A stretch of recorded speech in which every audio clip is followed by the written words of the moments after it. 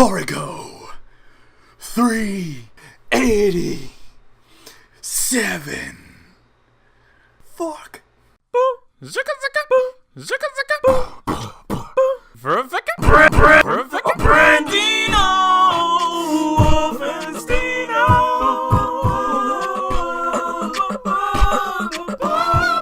So 387 opens up right where we left off. Stardew giving his life for a bro. So basically, Stardew, you know, in the last chapter, if you're not caught up, he got bitten. His whole midsection. I'm talking about like right under the freaking sternum, all the way down to maybe like just above his kneecaps. Just chomped away by ACACIA.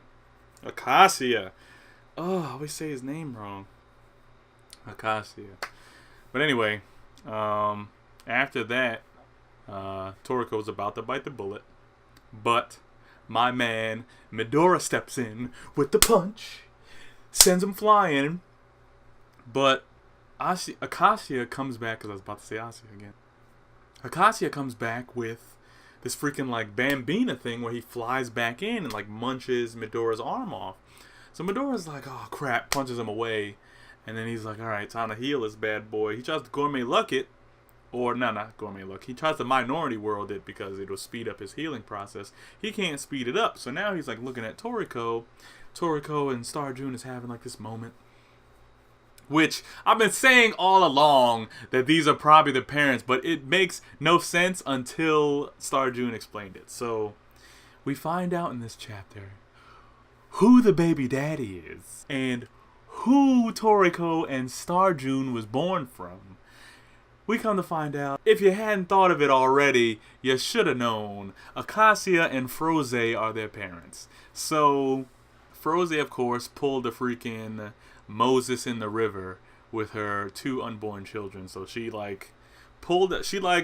basically cooked it out of herself, wrapped them up in the placenta, and then wrapped them in a back channel and sent them out onto the ocean. And they were in this back channel basically frozen for about 500 years. So ACACIA, of course, thinking that, you know, his wife was dead, and then thinking that the person who arose, which was Joey, was his son. Come to find out that that was Froze, just she switched genders because of pair. And then also ACACIA never really knew who his sons were. Come to find out that it's Toriko and Stardew. So they actually are like 500 years old. So that's like, whoa. But then after that, Stardew is like, you know, all this time, like even when we were in birth, which I'm like, how are you conscious as a baby to recognize this? But he was like, even while we were in birth, you know, you being so kind and everything, you know, you managed to give most of the nutrients of the placenta to me. Thus is why I was born first, and then you were born second. And, you know, all this time, you know, even when we fought, you know, you never had any animosity. You never knew why. I knew why. Or probably he didn't know why until recently. But he was like, I knew that we were together, but you never knew. You never came at me with no anger. You just kind of fought me on like a friendship, like sparring basis. So it's like, sometimes you lost, them times that I lost, you know, it was almost fun. Like, no animosity, no hurting the friendship. It was fun. So then, he basically says, like, this is my last gift to you. And he shoots out his gourmet luck. Now, of course, ACACIA is trying to end this stuff before it even happens. So he jumps in. And Midora notices that he's under knocking. Which I'm like, how did you bite someone's arm off and knocking their whole body in that split second? But we're coming up on, like, the big plot points of Toriko. So it's like, it's probably just going to be ridiculous from this point on, here on out. So ACACIA jumps in. Stardew shines the last light, and he's like, I'm so glad I was able to experience the last part of my full course, which is just your kindness once more. And he's like, let me repay the favor. And sends out all these gourmet luck things, which out of nowhere, like all of these little celestial bodies, she yanks Toriko out of the way and then just starts feeding him stuff. So he's like, it's like, what the hell did I just eat? It's like my throat is like blowing up. And he's like, this taste, it was God. So it's like, how did the gourmet luck, it's like, at this point in the comic, I'm like, oh my god, like this is how he gets his power? Like he just, these things just give him food? Like, kind of a cop, but I feel like it's more along the lines of the chapter's coming to a close, and one of these things again where the writers are being rushed, or the writer, I should say, is being rushed. But also while I'm watching this, I'm like, this could be such a great game if they decided to make a Toriko game. Like, make a Toriko game. And not just like the Bishokai Hunters for 3DS. I'm talking about PS4 level adventures out like Naruto. But not like Naruto is now, where it's like, you know, the same type of fighting style for almost everybody. Just slight differences in the combos and like no free roam. I'm talking about like Naruto Ninja Storm 1, where you got to be Naruto in the freaking hidden village and you get to run around the entire village, and then when you would leave, you could leave to go somewhere else, but like you had the free roam of the entire village and just let him move faster, because before, you know, running around that village was annoying because you had to fucking run constantly and just like, because Naruto wasn't that fast. But even like a free roam kind of thing. But back to the chapter. So Toriko gets fed God by Star June's gourmet luck, and then he basically gets catalysts inside of his body, or catapulted, I should say, not catalyst.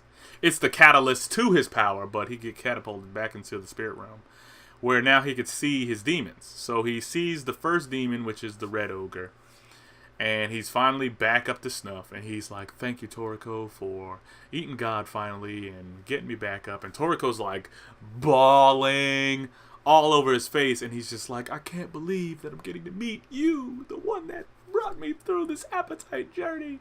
All those times that I enjoyed dinner, it was because of you, my appetite. And then it was super heartfelt, and I'm like, okay, so this is like the magic genie thing. Like, even though, you know, our powers are, you know, so far-fetched, I'll always believe in you, and you'll always believe in me. It's super heartfelt. Like, and then finally, which is like, this is why I was kind of feeling like, oh god, this is so rushed, and it's kind of a cop-out. So like the gourmet luck also finds the center in a pot that's like way away somewhere, feeds it to Toriko, which I was laughing at this one part because like all of his hair on his body gets blown off, except for like this Mickey D's freaking like eyebrow, which I'm like, what is that? And I was hoping that wasn't gonna stay there, which it didn't. So I'm like, oh, thank God. But like it was like, but anyway, so Toriko gets center, and he finally he gets the full course, and then the last section is to eat his own gourmet demon, which now he eats the red demon and becomes like this new high-powered form, which now he just looks like himself, with just like his hair is slightly longer, but it's just like more full. So it's like now Toriko's in the game. ACACIA notices, Midori notices, Toriko just got a crazy power up, and the crazy part about it was he was already strong, and ACACIA noticed this already. And like the third demon, which we also saw back there, was like waving around his hands or something. I don't understand what he was doing back there, but he was just kind of chilling, like, hey everybody. So I'm thinking like now that Toriko has his full course and ACACIA is basically going on this rampage, Toriko's body is probably going to be able to withstand the manifestation of the third demon that's in there, and probably like kick ACACIA all the way into the next universe kind of thing. But we'll find out. But don't let the fact that even though long since past was the days that appetite ruled the human nature, and now we can only quell it by fatty fast foods. Get you down, because the dawn will always rise on the full course of a new day. That thing would be to subscribe.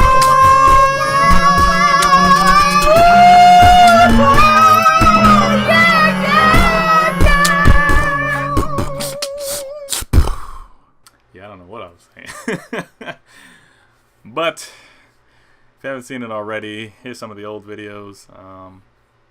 Check them out.